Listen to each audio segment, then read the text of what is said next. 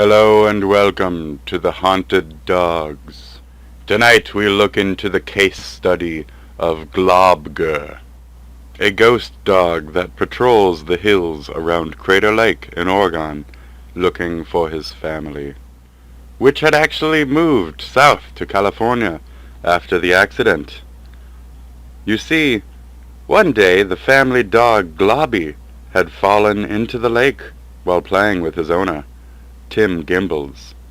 Tim's dad, Stanley Wickett, stepdad you see, Tim's original father had died 2 years previously in a mysterious garage fire, went looking for Globby later that day after the family returned to the hotel, sleeping because they were so tired from all of the trauma of losing their dog. Now, there is only one place around the lake that you are able to safely gain access to the lake, and that's Cleetwood Cove Trail. The trail is 1.1 miles long and drops nearly 700 feet down to the lake shore. It was the middle of winter, so Stanley had to sneak in at night because regular public access is only available around June. It was very dangerous. Stanley had slipped several times and hurt his hip traveling along that mile-long path.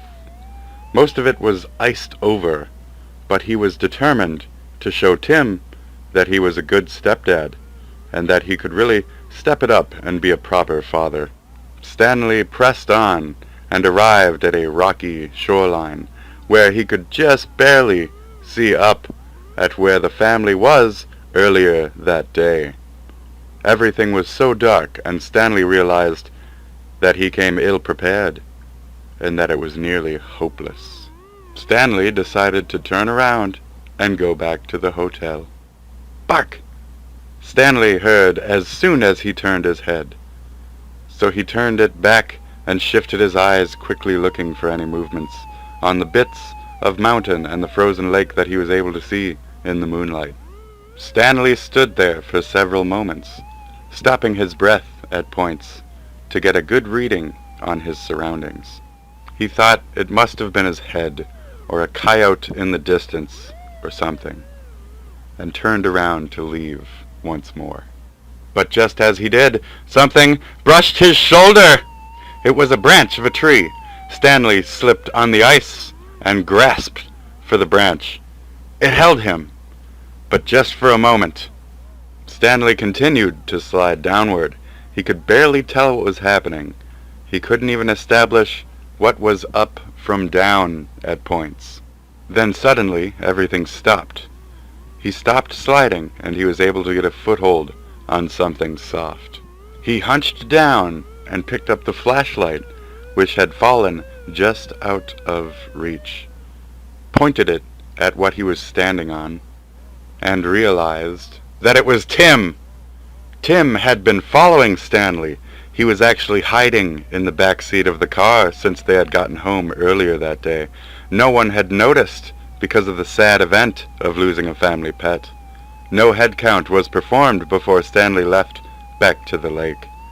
He was completely unaware that Tim had fallen asleep in the back seat. But now, Tim was dead. Stanley had broken Tim's neck under his feet. It was Tim's body that stopped Stanley from sliding. It seems he fell on Tim when he slipped and grabbed the branch. Bark! Could it be? It was Globby! He was alive! But how would Stanley explain this to his wife, Greta, to Tim's sister, Abigail? He didn't want to put any additional stress on Greta because she was pregnant. Something had to be done. Stanley carefully and slowly dragged himself out of the ice pit and back onto the path, Globby looking confused and barking at the pit. Stanley dragged Tim's body out of the frozen pit and to the shore of the partially frozen 1,950-foot deep lake. The deepest lake in America, he remembered hearing. Stanley pushed Tim's body into the water. Stanley looked to Globby, who was now just barking non-stop at the lake water.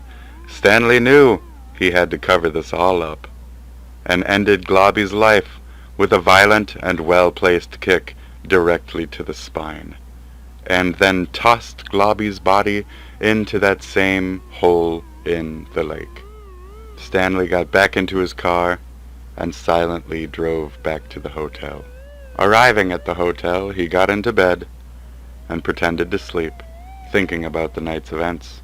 In the morning, the family had realized that Tim was nowhere to be found. Calls were made, search parties were formed, but nothing turned up. Only stories from the locals, who sometimes heard random dogs barking. Grief-stricken, the family decided to move after a year of no results. Even Abigail had dismissed the barks as coyotes or wolves or something at a point. To this day, Stanley, Greta, Abigail, and Daisy all live in San Francisco. But there are still stories from the locals about a barking dog around the Cleetwood Cove Trail, and every winter the barking gets more frequent and more loud. Several witnesses say they have seen a dog pulling something out of Crater Lake, but upon investigation, there is no dog. There is no something. Sarah Cratchit of Connecticut, Dale Blakely of Texas, Thalia Undersans of Washington.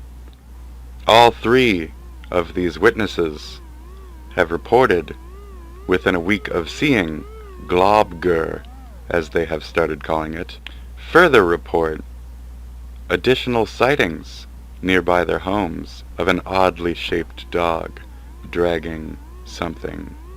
Growling with a watery gurgle can be heard.